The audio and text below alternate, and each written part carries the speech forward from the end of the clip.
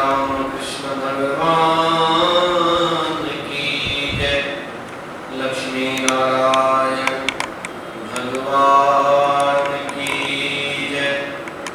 शिव शंकर भगवान की जय।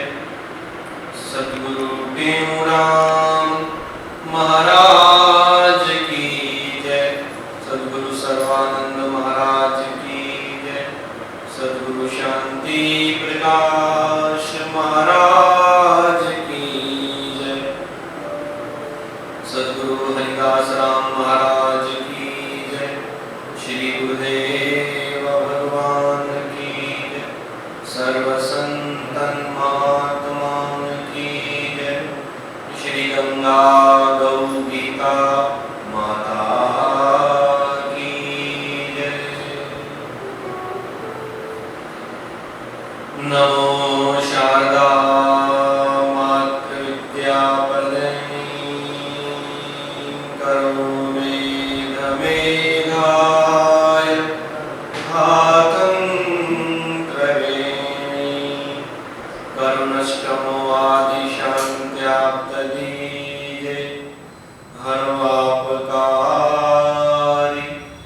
हृदय नाम की जय। निशोकमानं गतिरात्मदेशं ज्ञानैकसूर्यं जगदेकवन्द्यम् अध्यात्मलीनं विनवेतकामं श्रीदेवं रामं शरणं प्रपद्ये। श्रीदेवं रामं शरणं प्रपद्ये। ॐ गुरुर्ब्रह्मा गुरुर्विष्णु गुरुर्देवो महेश्वराय गुरुर्साक्षात् परब्रह्म तस्मै श्री गुरुवे नमः। तस्मै श्री गुरुवे नमः।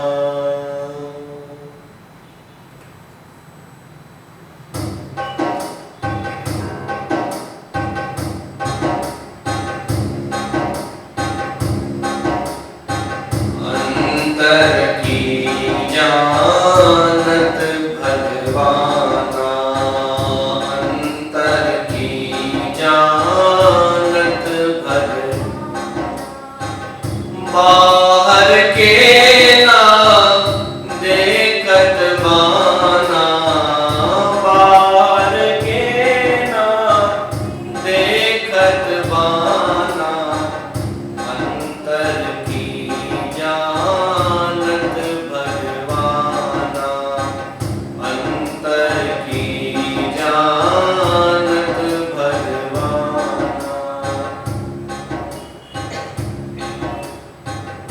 गीत जटायु अरु संपाति गीत जटायु और संपाति रूप विद्या नहीं पंछी जाति रूप विद्या नहीं पंछी दीनी गति है बाप समाना दीनी गति है बाप समाना अंतर की जानत भगवाना अंतर की जानत भगवाना। बाहर के ना देखत बाना बाहर के ना देखत बाना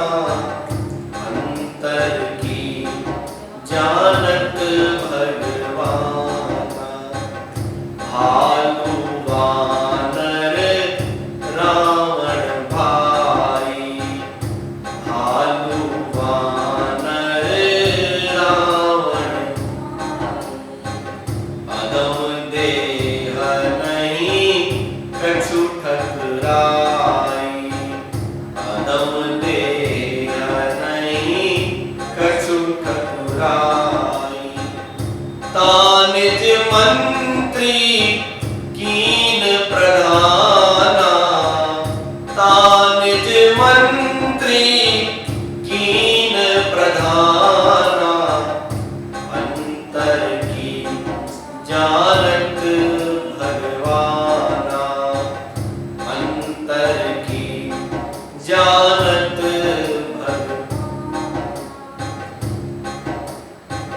कोल जाट पुनि भील कराते, कोल जाट पुनि भील गिराते, कर्म न शुभ को नीच कहाते, कर्म न शुभ को नीच कहाते, भाई समता को सन्माना, भाई समता को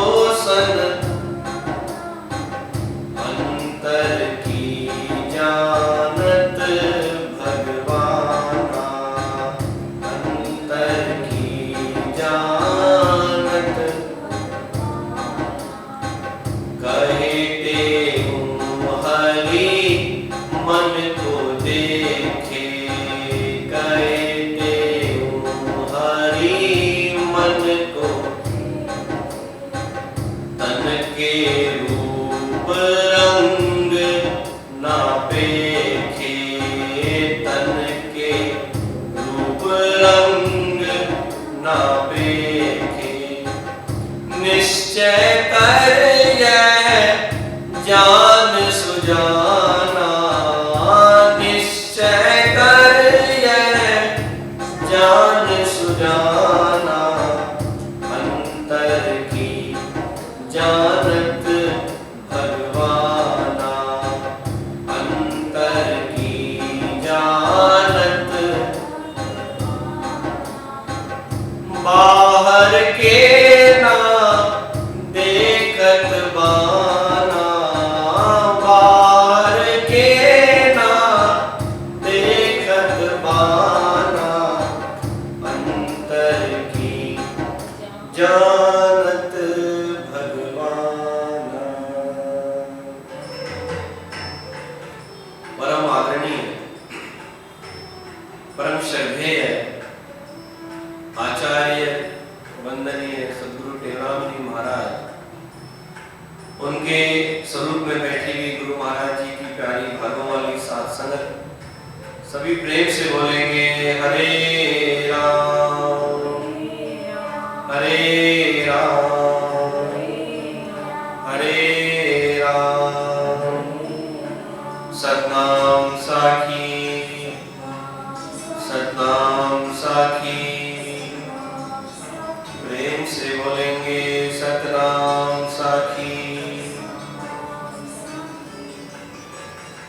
गुरु महाराज जी अपने अमृत में इस भजन के माध्यम से श्री प्रेम प्रकाश ग्रंथ साहब का ये भजन है कि अंतर की जानत भगवान, बाहर के ना देखत बाना।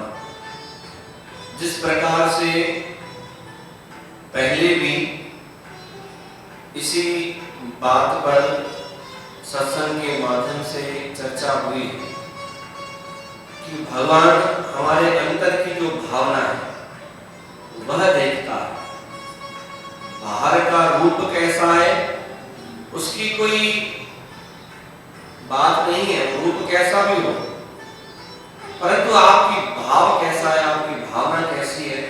तभी गुरु महाराज जी ने इस भजन की रचना की कि अंतर की जानत भगवान, बाहर के ना देखत बान।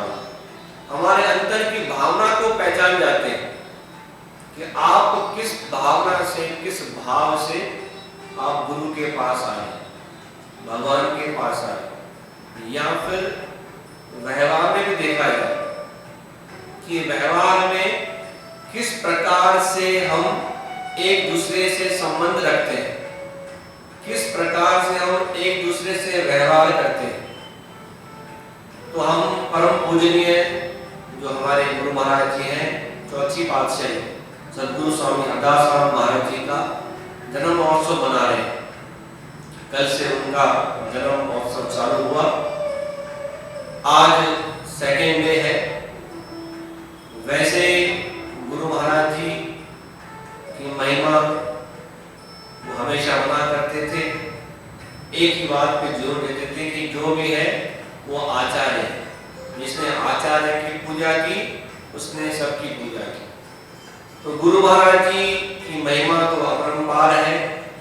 जो भी गुरु भक्त संसार में हो चुके हैं तो वो खुद तो अपनी महिमा से दूर रहते हैं, परंतु जब उनके पीछे उनके शिष्य या उनके प्रेमी वो महिमा बताते हैं कि गुरु महाराज जी ऐसे थे, किस प्रकार से वो जीवन की अपने जीवन शैली जीते थे। एक गुरु महाराज जी का जीवन का एक मेरे को उदाहरण याद आ रहा है। गुरु महाराज जी का जो जयपुर में कमरा था वो बहुत छोटा सा था। हालांकि और भी बड़े बड़े कुटियाएं थी वहां पर, परंतु गुरु महाराज जी ऊपर अलग से रहते थे। छोटी सी बहुत अभी भी वहां पर जयपुर में बनी हुई है, वो बंद रहती है। तो वो जो कुटिया थी वो कमरा बहुत छोटा था। आप देखेंगे ना कि बहुत छोटा सा कमरा, ना उसमें कोई अलमारी है ना क्या है, और एक रस्सी लगी हुई थी, उसमें 2-3 धोतियां और 2-3 कुर्ते ऐसे पड़े रहते थे। इतने बड़े महापुरुष मंडलेश्वर पूरे पंथ के जो है गद्दी पे हैं गुरु महाराज जी के, परंतु उनकी जो जीवन शैली है ना बहुत सिंपल।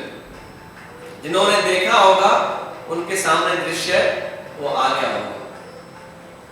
तो गुरु महाराज जी से किसी ने पूछ लिया प्रेमी ने कि महाराज जी आप तो इतने बड़े महापुरुष हैं और मंडलेश्वर हैं, तो क्यों फिर आप इतने छोटे से कमरे में रहते हैं?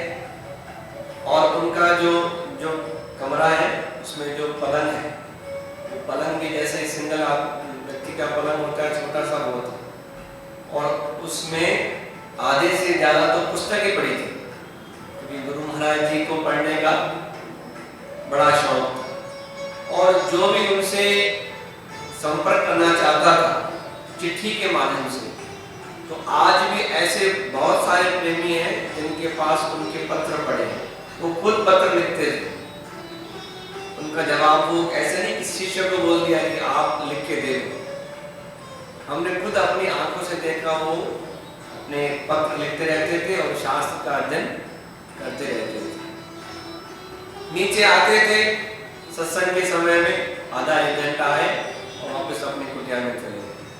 तो ऐसा जीवन जीना बड़ा मुश्किल होता है, और ऐसा जीवन वही जी सकता है जिसके जीवन में वैराग्य, जिसके जीवन में वैराग्य आ जाता है वही ऐसा जीवन जी सकता है कि कोई मिलने के लिए आ गया तो मिल लिए, कोई नहीं आया तो कोई बात नहीं, अपने भजन साधना में लगे रहते हैं। ये महापुरुषों की वो हमें एक सीख देते हैं अपने जीवन से कि आप हर एक परिस्थिति में रहना सीखिए। अगर आपके सामने बहुत सारा शोर है, बहुत सारे लोग हैं, उसमें भी भजन करना सीखिए। एकांत है, जैसे अभी है ना, सब कुछ बंद होने जा रहा है, सब अपने अपने घरों में, तो हमें एक चांस मिला है, एक मौका मिला है भजन करने का, अपने आप को जानने का। वैसे तो देखो जिंदगी की भाग दौड़ में कोई किसी को जानता नहीं है, हम अपने को क्या जानेंगे? जब दूसरे को नहीं जानते हैं तो अपने को क्या जानेंगे, हम कौन हैं? तो ये एक मौका मिला है अपने आप को जानने का। जितने दिन भी हम घर में बैठे तो सोचें, विचार करें। क्या विचार करें कि भगवान ने हमको जीवन क्यों दिया है, और गुरु महाराज जी क्या संकेत कर रहे हैं इसके माध्यम से कि अंतर की भावना को भगवान गुरु महाराज जानता है। आप यदि अकेले में बैठकर अंतर आत्मा से और अंतर से बात करेंगे भगवान से, तो देखो आपकी बात कैसे पहुंचती है भगवान के द्वारा। क्यों? क्योंकि अंतरात्मा है। तभी गुरु महाराज ने लिखा कि अंतर की जानत भगवान, वो भावना को पहचान जाता है। जो भी हम सोचते हैं वो पहचान जाता है। तो गुरु महाराज जी से किसी ने पूछा कि स्वामी जी, आपका पलंग इतना छोटा सा है और उसमें आप आधे में तो बिल्कुल छोटा सा अभी भी रखा है जयपुर में, उसमें आधे से ज़्यादा तो पुस्तकें पढ़ी हैं, तो आप कैसे सोते होंगे, कैसे आप आराम करते होंगे?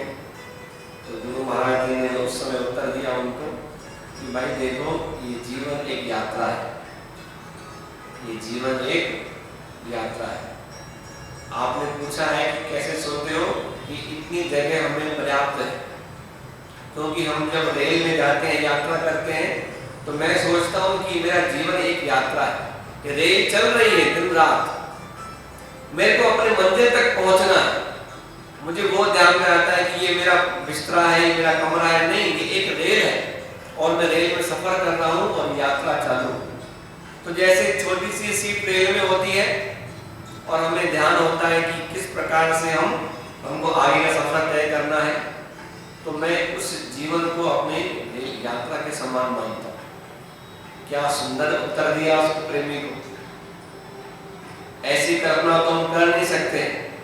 हमको डबल बेड चाहिए सोने के लिए, तब जाके नींद आएगी, क्योंकि हम सुखों के अधीन हो गए और कुछ नहीं है। सुखों के अधीन हो गए और कुछ बात नहीं है। पर सुख मिले अच्छी बात है, भगवान की गुरु की कृपा से सुख मिलते हैं, पर उसके अधीन नहीं होना चाहिए। आज है, समझ लो कल नहीं है हमारे पास। किसी कारणवश हम कहीं यात्रा करते हैं, कहीं जाते हैं, तो वहां पे सुख नहीं है, कोई बात नहीं, जैसे परमात्मा रखे। ये तो प्रेम की बात है। देखो, जहां प्रेम आता है वहां पे सब इंसान भूल जाते हैं। प्रेम की बात है, प्रेम से बोलेंगे सतनाम साखी।